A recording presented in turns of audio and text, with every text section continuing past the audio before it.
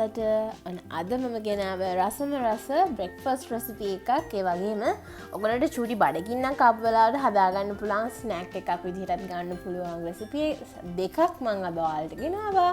ඉතින් හරියම රසවත් ඒ වගේම බර අඩු කරගන්න ඔයගොල්ලෝගේ weight loss journey එකේදී මේ රසම රස කෑම කන ගමන් ඔයාලට පුළුවන් ඔයාලගේ බර අඩු කරන්න ඩයට් එක ලස්සනට කරගෙන යන්න. අපි බලමු පළවෙනි රෙසිපි එක මොකක්ද කියලා.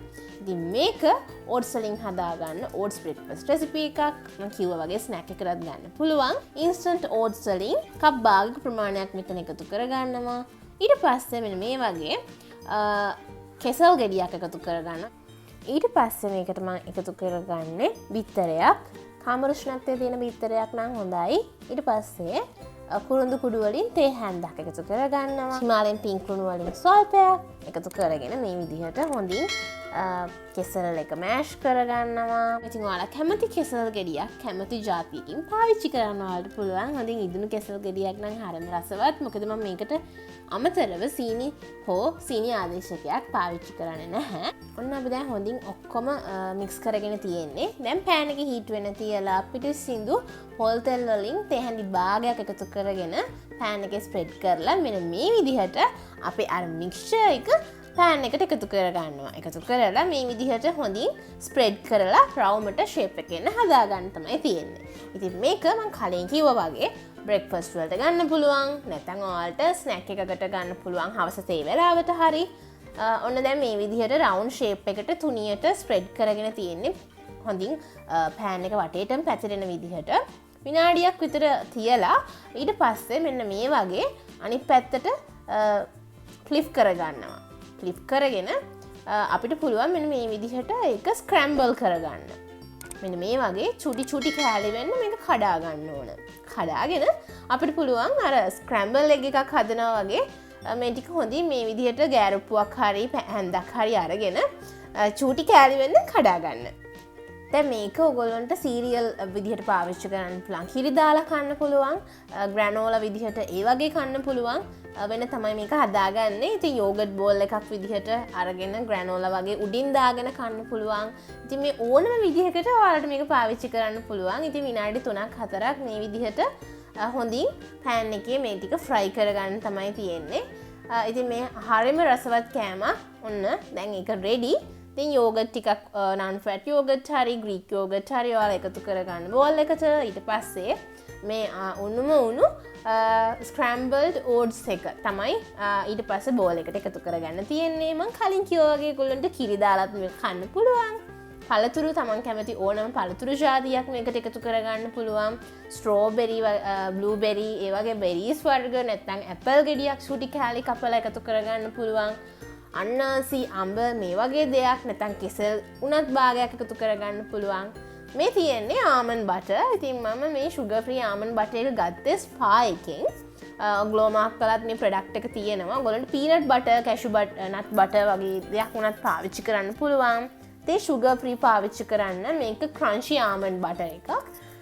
පීනට් බටර් එක උනත් පාවිච්චි කරන්න පුළුවන්. මම මෙතනදි ගත්තේ තේ හැන්දක් පුරෝල වගේ ප්‍රමාණයක්. ඊට පස්සේ ඒ ටික දාලා ඉතින් රස බලන්න තමයි තියෙන්නේ. පළතුරු ඕන දෙයක් එකතු කරගන්න පුළුවන්. මේක හරියම රසවත් බ්‍රෙක්ෆාස්ට් එකක්. මේ බලන්නකෝ හරියම රස පාටයි. මේක උණුවෙන් කන්නත් පුළුවන්. නැත්නම් ෆ්‍රිජ් එකේ දාලා තියලා ඊළඟ දවසේ කන්නත් පුළුවන්. හරියම රසයි. ඉතින් ඔයාලා try කරලා බලන්න අනිවාර්යයෙන්ම මේ scrambled oats yogurt breakfast bowl එක. ඉතින් මම හිතනවා අද වීඩියෝ එකකට කැමති ඇති කියලා like එකක් දාන්න, comment එකක් දාන්න, කවිද ඩෑඩ් ෂෙෆ් මගේ YouTube channel එක subscribe කරන්නත් අමතක කරන්න එපා. ඔන්න next snack recipe එක විදිහට මම ගේන්නේ තවත් කෙසෙල් වලින් හදාගන්න කෑමක්. ඉතින් මේක මේ විදිහ ආනමාලු කෙසෙල් ගෙඩියක් තමයි මම පාවිච්චි කරන්නේ. ඒක මේ විදිහට දෙකට මැදින් කපා ගන්නවා. කපලා අර සයිඩ් එකේ කෑලි දෙකත් මේ විදිහට කපලා අයින් කරගන්නවා. ඊට පස්සේ මේක ලෙල්ල ඉවත් කරගන්න ඕන. ඉතින් මේකටත් ඔයගොල්ලෝ කැමති නම් වෙන ඕනම ජාතිය කෙසෙල් ගෙඩියක් ඔයාලට පාවිච්චි කරන්න පුළුවන්. පොඩි බඩකින්නක් හැදුන වෙලාවට කෙසෙල් ගෙඩියක් නිකම්ම කනවට වඩා මේ වගේ පොඩ්ඩක් වෙනස් කරලා ගෑවම තමන්ගේ හිත සැටිස්ෆයි කරගන්න පුළුවන්. මොකද මන් දන්නවා ඩයට් කරද්දී ඔයගොල්ලන්ට ගොඩක් වෙලාවට ගොඩක් ක්‍රේවිංස් එනවා, ස්වීට් ක්‍රේවිංස් එනවා. සැටිස්ෆයි කරගන්න මේ වගේ එක ජාති කෑම පොඩ්ඩක් try කරලා බලුවොත් ඔයගොල්ලන්ට ඩයට් එක ප්‍රශ්නයක් නැතුව කරගෙන යන්න පුළුවන්කමක් ලැබේවි. ඉතින් මේක ගෙදර හදලා ඔෆිස් යනකොට අරගෙන ගිහිල්ලා කන්නත් පුළුවන්. මම අර මැද කොටස අයින් කරගත්තා චුට්ටක්. ඉතින් දැන් ඔන්න මේකට ආමන්ඩ් බටර් වලින් ටිකක් තමයි මේ එකතු කරගන්නේ. මං කිව්වා ක්‍රන්චි ආමන්ඩ් බටර් එක sugar free. මේක මේ විදිහට අර මැද කොටස චුට්ටක් අයින් කරලා එකතු කරගෙන ඊට පස්සේ ඩාර්ක් චොක්ලට් කෑල්ලක් අරගෙන මෙන්න මේ විදිහට මෙල්ට් කරගන්නවා. sugar free chocolate එකක් ගන්නත් පුළුවන්. බලන්න sugar quantity එක ඇත්තටම බිංදුවයිද කියලා බලලා select කරගන්න. මෙන්න මේ විදිහට dark chocolate ටික උඩින් දාගන්නවා. දැන් මේ melted dark chocolate ටික මේ විදිහට තීද්දිම ඔයගොල්ලන්ට රස බලන්න පුළුවන්. නැත්නම් ඔයගොල්ලෝ මේක ෆ්‍රිජ් එකේ දාලා තියලා ඔයාලා කැමති වෙලාවක අරගෙන ඔය සමහර වෙලාවට එනවන්නේ දවල්ට කෑවම් පැණි රස කන්න ආසාවක්. අන්න ඒ වෙලාවට මේකක් හදලා තියාගන්න. එක කෑල්ලක් අරගෙන එක දවසක කන්න.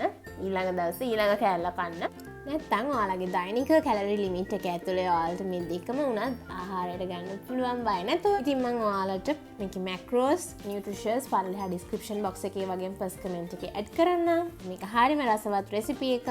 මම හිතනවා අද වීඩියෝ එකකට ඔයාලා ගොඩාක් කැමති ඇති කියලා. ඉතින් ලයික් එකක් දාන්න, කමෙන්ට් එකක් දාන්න. තවත් දවසක මේ වගේ රසවත් ඩයට් රෙසිපි එකකින් හමු වෙනතුරු ඔයාලා හැමෝටම සුබ දවසක්. පරිස්සමින් ඉන්න.